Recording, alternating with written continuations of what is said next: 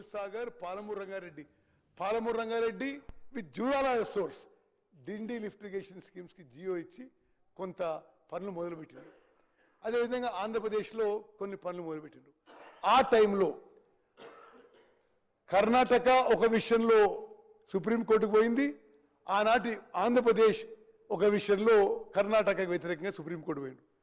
ఆనాటి ఆంధ్రప్రదేశ్ ఏమో ఆల్మట్టి హైట్ కర్ణాటక 515 నుంచి 524 హైట్ పెంచొద్దు అని ఆంధ్రప్రదేశ్ పోయింది. కర్ణాటకనేమో ఈ సర్ప్లస్ వాటర్ ఆంధ్రప్రదేశ్ ఉపయోగించొద్దు అని చెప్పింది. అయితే సుప్రీంకోర్టు ఇచ్చిన తీర్పు మేరకు ఆంధ్రప్రదేశ్ సర్ప్లస్ వాటర్ ఉపయోగించే దాంట్లో నో రెస్ట్రిక్షన్స్ ప్లేస్డ్. కానీ కర్ణాటకని ఆల్మట్టి హైట్ 519కి రెస్ట్రిక్ట్ చేయమని ఆ రోజు సుప్రీంకోర్టు జడ్జిమెంట్ ఇవ్వడం జరిగింది. నెక్స్ట్ అదేవిధంగా ఇప్పుడు బచావ్ ట్రిబ్యునల్ తర్వాత ఈ Krishna water allocations justice Brijesh tribunal మరి ఇప్పుడు ఈ అంశం చూసుకుంటుంది. ఇది ఆల్మోస్ట్ లాస్ట్ స్టేజ్కి వచ్చింది. ఇప్పుడు జస్టిస్ బ్రిజేష్ ట్రిబ్యునల్, నేను కూడా ప్రతి ట్రిబ్యునల్ హియరింగ్ అటెండ్ అవుతున్నా. ఇది 6 నెలల్లో 8 నెలల్లో 1 సంవత్సరం లోపు ఈ justice Brijesh tribunal Andhra Pradesh and Telangana మధ్య కృష్ణా నదీ జలాలు డివైడ్ చేసి తీర్పిచ్చే అవకాశం ఉంది. ఇప్పుడు ఈ బ్రిజేష్ ట్రిబ్యునల్ అంటే ఆ 811 టీఎంసీలతో సహా 65% డిపెండబిలిటీ మీద మరో 49 టీఎంసీలు, యావరేజ్ ఫ్లోస్లో 145 టీఎంసీలు, అంటే మొత్తం ఉమ్మడి ఆంధ్రప్రదేశ్ తెలంగాణ కలిపి 1005 TMC plus Godavari diversion 45 TMC, ఈ 1050 టీఎంసీపై ఇప్పుడు అత్యంత కీలకమైన బ్రిజేష్ ట్రిబ్యునల్ వాదనలు జరుగుతున్నాయి. నేను యావత్ తెలంగాణ ప్రజానీకానికి మనవి చేస్తున్నా, ఈ బ్రిజేష్ ట్రిబ్యునల్ హియరింగ్లో తెలంగాణలో మన కాంగ్రెస్ ప్రభుత్వం వచ్చిన తర్వాత మరింత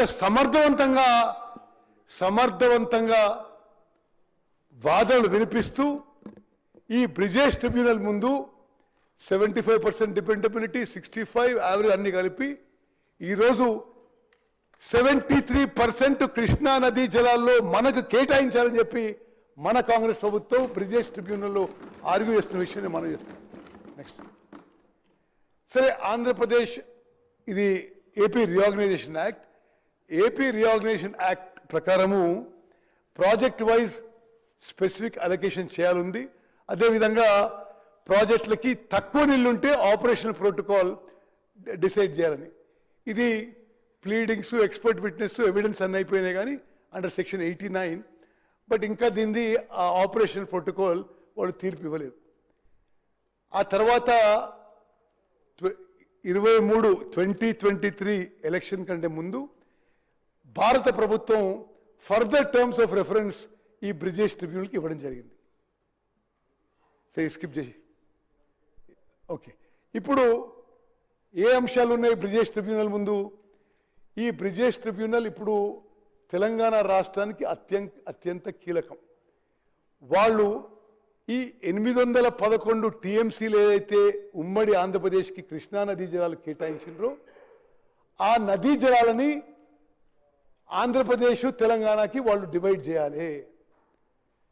ఇది నేను మళ్ళీ రిపీట్ చేస్తున్నా, టిఆర్ఎస్ అధికారంలో ఉన్నప్పుడు వాళ్ళు 10 ఏళ్ల పాటు ఈ 811 టీఎంసీల్లో మాకు 299 చాలు, ఆంధ్రాకి 512 టీఎంసీలు ఇవ్వని చెప్పి అది ప్రతి సంవత్సరం సంతకం వేయడే కాదు, 2020లో ఈ ట్రిబ్యునల్ అవార్డు వచ్చే వరకు ఈ విధంగానే కొనసాగించండి అని చెప్పడం జరిగింది. మనం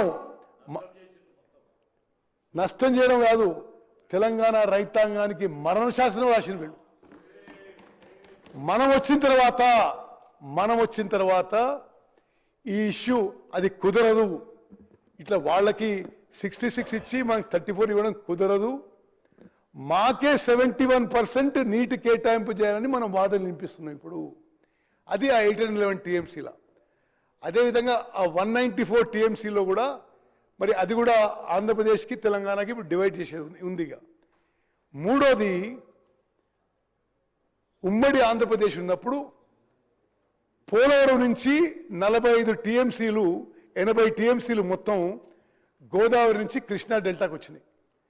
ఆ 80 టీఎంసీల్లో 21 టీఎంసీలు కర్ణాటకకి, 14 టీఎంసీలు మహారాష్ట్రకి, 45 టీఎంసీలు ఉమ్మడి ఆంధ్రప్రదేశ్కి కేటాయించడం జరిగింది. ఇది చాలా ముఖ్యమైన విషయం నేను గమనించాల్సిన. ఈ 45 టీఎంసీ ఈ గోదావరి వాటర్ డైవర్షన్ 45 టీఎంసీఏ గత బీఆర్ఎస్ ప్రభుత్వంలో పాలమూరు రంగారెడ్డికి కేటాయించిండ్రు. అంటే సభ్యులందరూ గమనించాలి, ఈ 45 టీఎంసీ ఇంకా ఆంధ్రప్రదేశ్కి తెలంగాణకి డివైడ్ కాకముందే ఈ 45 టీఎంసీతో పాలమూరు రంగారెడ్డి ప్రాజెక్ట్ కడతామని చెప్పడం జరిగింది వాళ్ళ జియోలో. మరి ఈ విషయంలో కూడా మనం ఇది న్యాయంగా ఈ 45 టీఎంసీ తెలంగాణకి కేటాయించాలి.